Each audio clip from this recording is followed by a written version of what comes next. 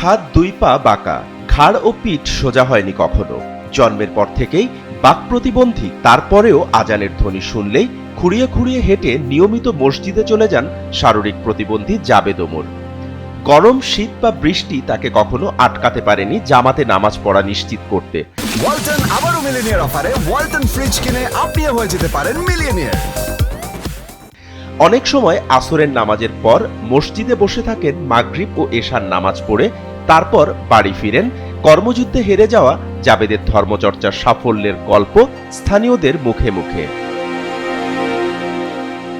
একদিকে হচ্ছে অসচ্ছল পরিবার, আরেকদিকে হচ্ছে একজন প্রতিবন্ধী হাঁটতে পারে না, সে খুঁড়িয়ে খুঁড়িয়ে হেঁটে প্রতিদিন 5 ওয়াক্ত নামাজ মসজিদে জামাতে আদায় করে। লালমাই উপজেলার দোসরিচ উত্তরপাড়া জামে মসজিদের সামনে গেলে দেখা যায় প্রতিবন্ধী জাবেদ ওমর অন্যের সাহায্য ছাড়াই খুঁড়িয়ে খুঁড়িয়ে হেঁটে বাড়ি থেকে 300 মিটার দূরের মসজিদে আসছেন।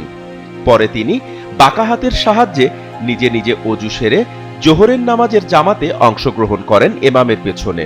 জাবেদ ওমর ছাড়াও শিশুসহ আরও 4 জন মুসল্লি নামাজ আদায় করেন ইমামের সাথে। একই নিয়মে রুকু সেজদা করতে তার কিছু সমস্যা হয়, তারপরও তিনি পুরো নামাজ ইমামকে অনুসরণ করেই শেষ করেন।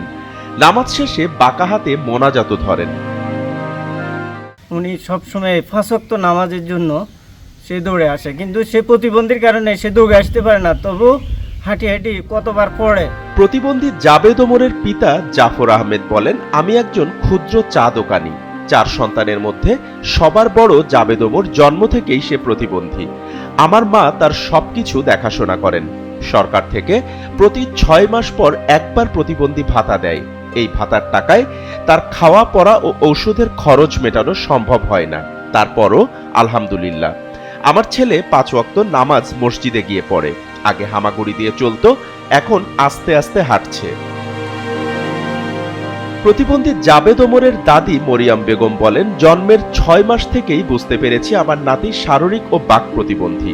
7-8 মাস বয়স পর্যন্ত চিকিৎসার জন্য বিভিন্ন ডাক্তারের কাছে নিয়েছি, কোনো লাভ হয়নি। পরবর্তীতে নামাজ পড়লে আল্লাহ সুস্থ করে দিবেন এই আশায় মসজিদে নিয়ে আসা শুরু করি। নামাজ পড়াতে আমাদের দৃঢ় একটা বিশ্বাস, আল্লাহর রহমতে নামাজের উসিলা হতে একটু চলাটা খুবই পরিবর্তনের দিকে যাইতেছে। দোসারিচ উত্তরপাড়া জামে মসজিদের খতিব ও ইমাম হাফেজ ইসমাইল বুখারী বলেন, আমি 1 বছর ধরে এই মসজিদে দায়িত্ব পালন করছি। শারীরিক প্রতিবন্ধী জাবেদ ওমর এই মসজিদের একজন নিয়মিত মুসল্লি। অনেক সময় ফজরের সময় দেখা যায় আমি ইমাম আর মুসল্লি একমাত্র সে, তখন দুজনেই জামাতে নামাজ আদায় করি।